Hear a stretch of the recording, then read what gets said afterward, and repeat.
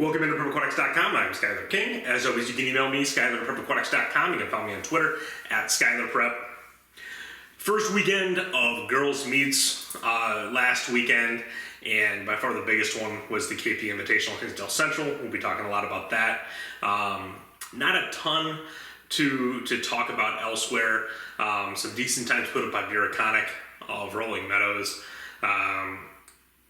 But the beginning girls season is always kind of slow, whether it's people on college visits or Labor Day weekend.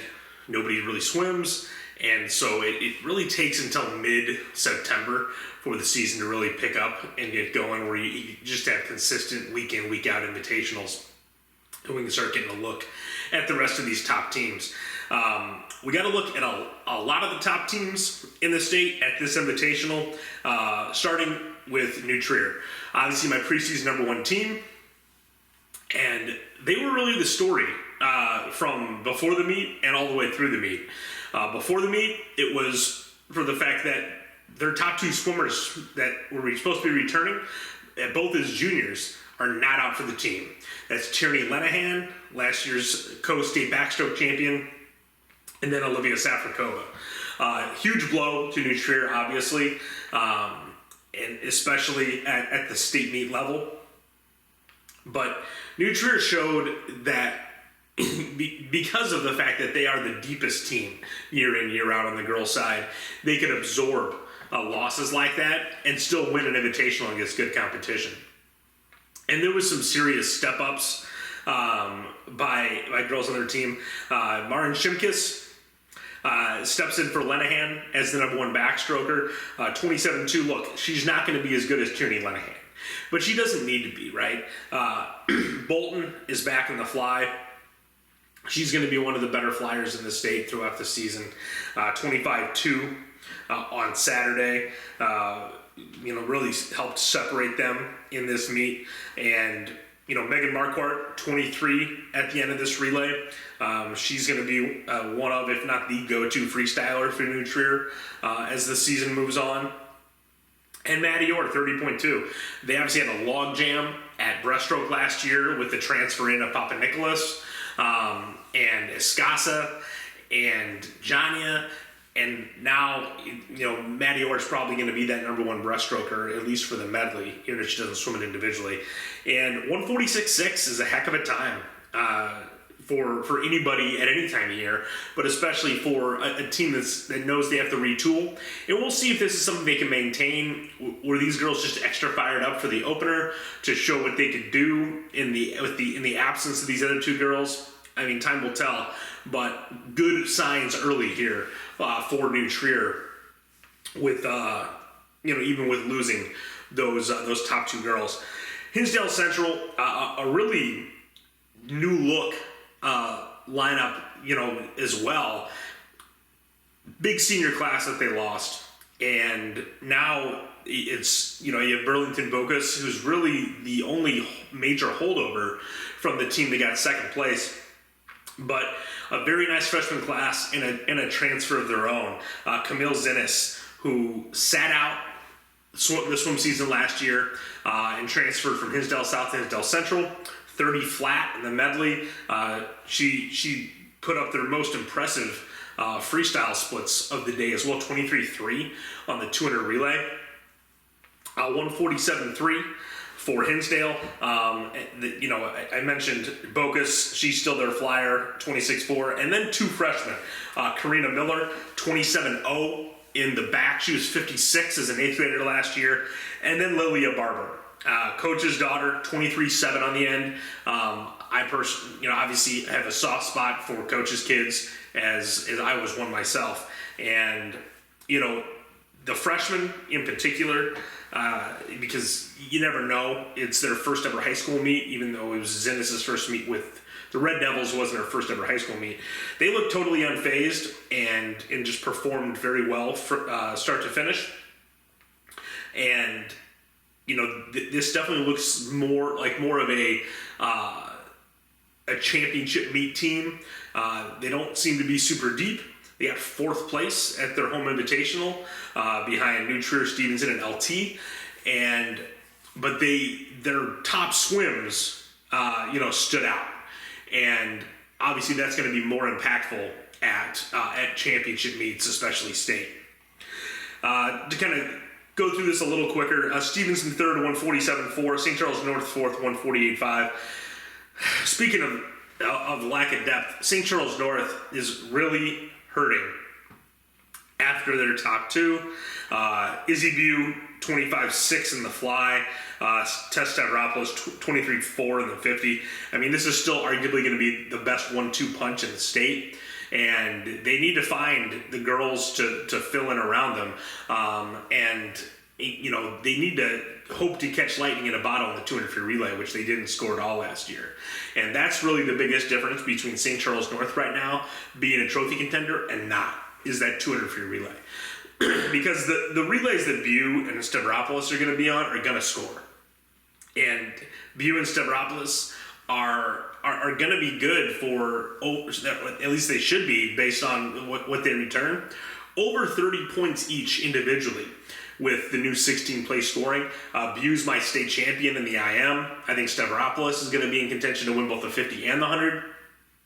She could do both. She could do neither, but I think it's a good bet that she'd be top 3 in both at worst, which would be 32 points for her. And so they're going to have the individual points. It's going to be about that third relay. Stevenson, I think, in championship meet-wise, is probably the deepest of all these teams. And so it'll be interesting to see how their lineup shakes out throughout the season. Hannah Winkowski, who would have definitely been one of the favorites for a medal in the 200 free, appears to be the medley backstroker for Stevenson, and so she's probably not going to swim the 200 free. But again, the relays are really what counts. LT and Bennett and Nikwa, 5th, 6th, and 7th, all 150, 50.0, 50.3, 50.5. And,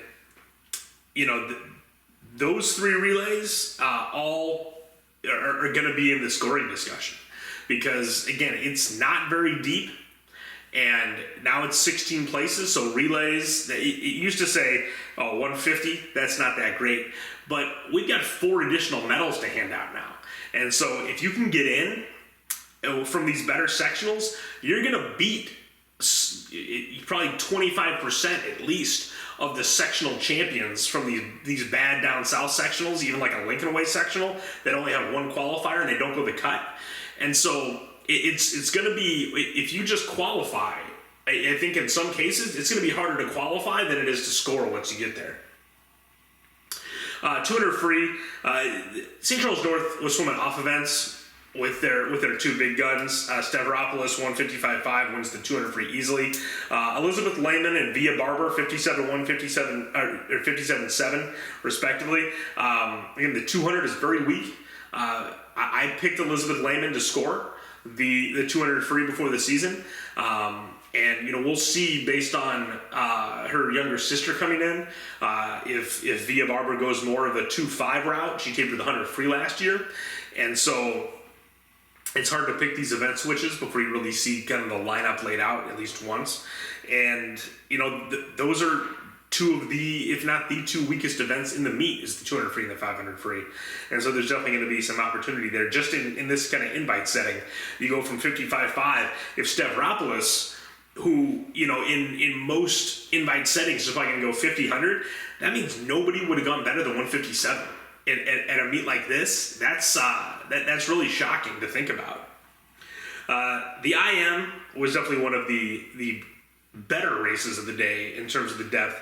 And it all starts with Sadie Murphy of Oak Park. She's one of the best swimmers in the state, 206.3, utterly dominant front to back.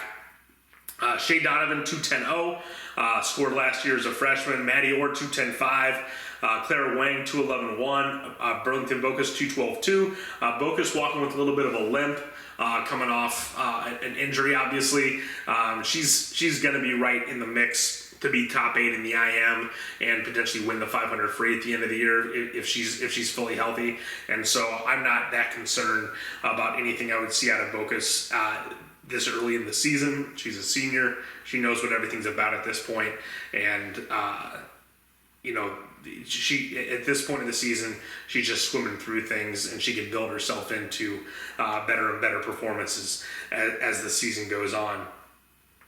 50 free, we mentioned her during the medley, Camille Zinnes, 24-1. It'll be interesting to see what Zinnes does swim. 2 years ago as a freshman, she went IM 100 free. If she's going to be on the short relays, the breaststroke is certainly an option. The 50 could certainly be an option.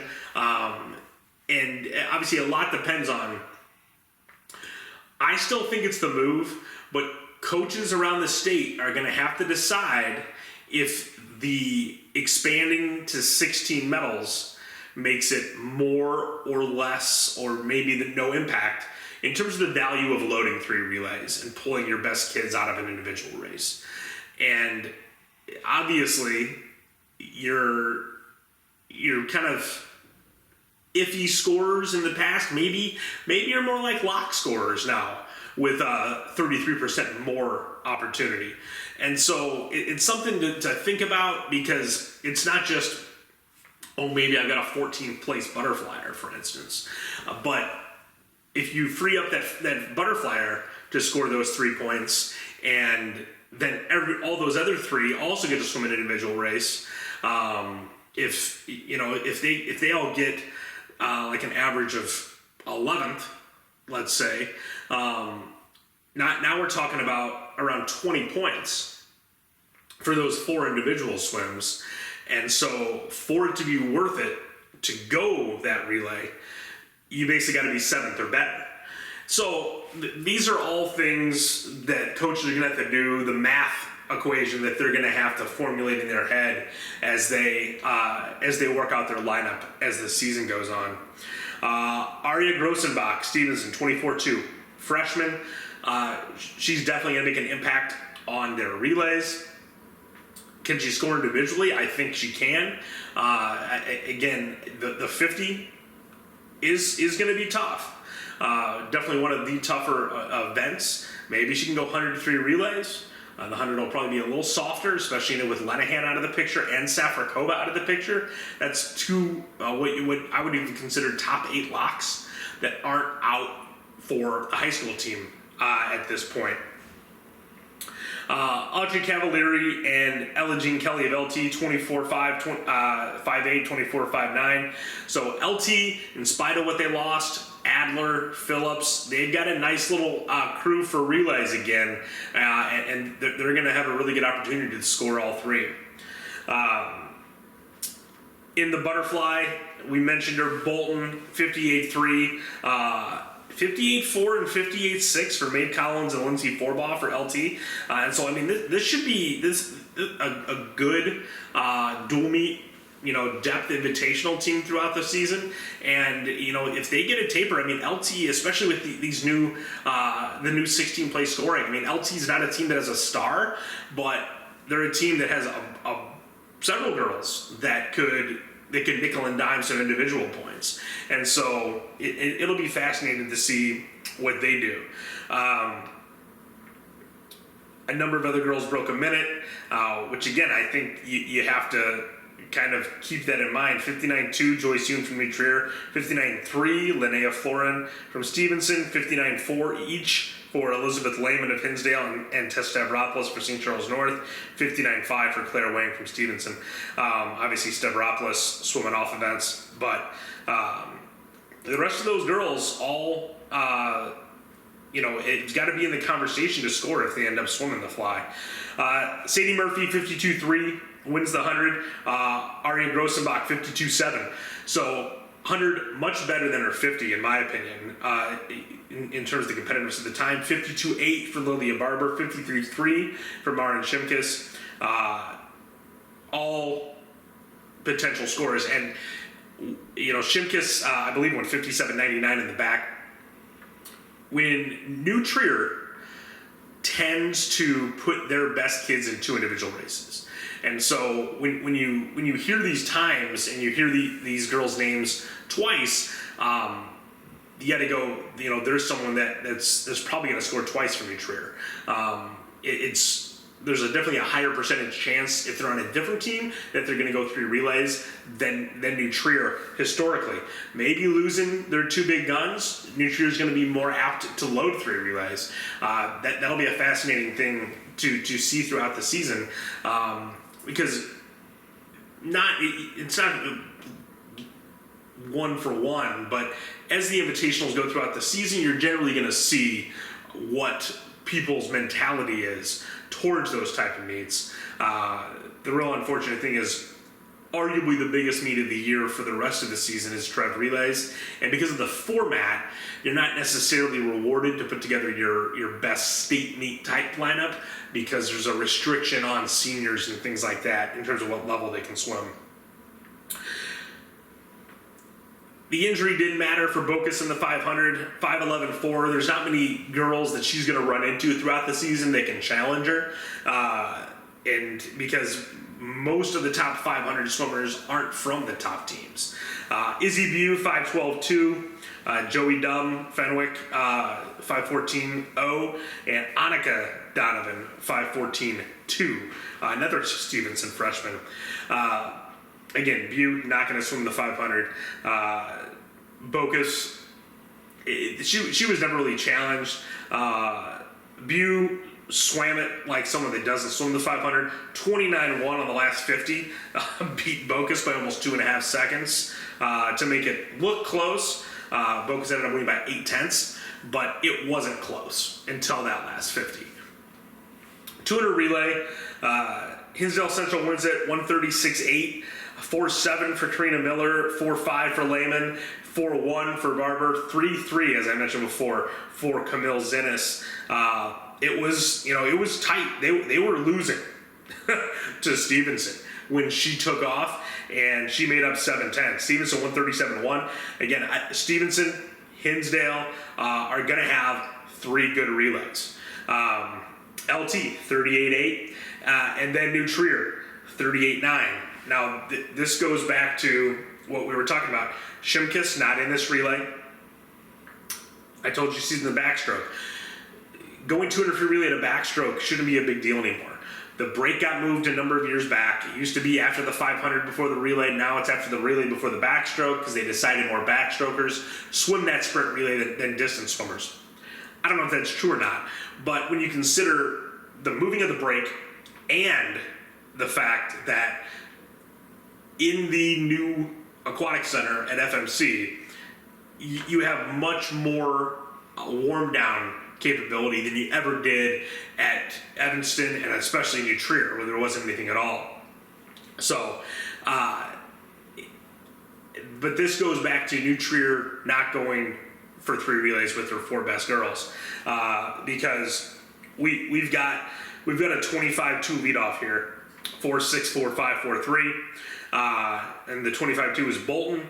She can probably do better than that, but if Shimkus could potentially make this relay, now, I mean, maybe she's their 5th girl, and it doesn't matter, but that's the kind of decision that's going to have to be made as the season goes on. 57.99 Shimkus, and she dominated the backstroke. 59.7 Evelyn Mulvihill from Fenwick, and then Jenna Williams 59.7, and Lucy Rooney 59.9 from Bennett. No one else broke a minute.